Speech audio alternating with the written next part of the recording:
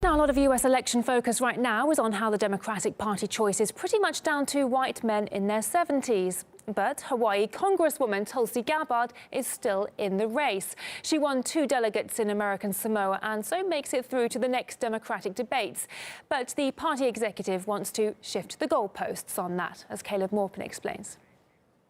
The Democratic Party's machine has been widely exposed for playing favorites when it comes to presidential candidates. The latest example of this is the treatment of Tulsi Gabbard. As a result of the Super Tuesday vote, Tulsi Gabbard gained a delegate and was thus eligible to appear in the televised debate. So the DNC then changed the rules. We have 2 more debates. Of course, the threshold will go up. By the time we have the March debate, almost 2,000 delegates will be allocated. The threshold will reflect where we are in the race, as it always has. The rules keep changing in order to make sure that Tulsi is locked out. Her supporters poured out their rage onto Twitter. God forbid Tulsi gets back on the debate, right? Translation: Tulsi finally hit the debate qualifications, so we got to do something about that, despite the fact there's literally only 5 people left in the race. You must really not want Tulsi Gabbard on the debate stage. Pathetic. The bias against Tulsi Gabbard is rather extreme. Media reports pretend that she doesn't even exist. They claim that Elizabeth Warren is somehow the only female candidate.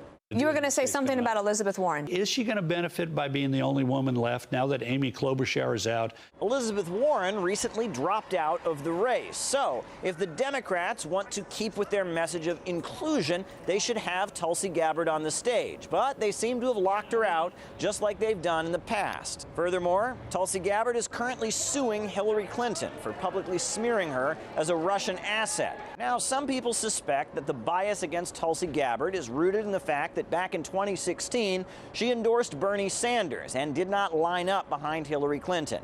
Furthermore, it's worth pointing out that she's been rather critical of the debate process and the lack of inclusion. Back in November, Tulsi Gabbard used her permitted debate appearance to go after DNC favorite candidate Kamala Harris and her record as a criminal prosecutor. The facts were damning, and the Harris campaign shut down shortly afterwards. However, it seems to be Tulsi's anti-war stance, taken as she's a U.S. service member, that is the real unforgivable clincher. She wants to end regime change wars and cut military spending. Congress and Trump just passed a $738 billion war budget instead of providing for the health, the safety, the security, the well-being of our people and our planet.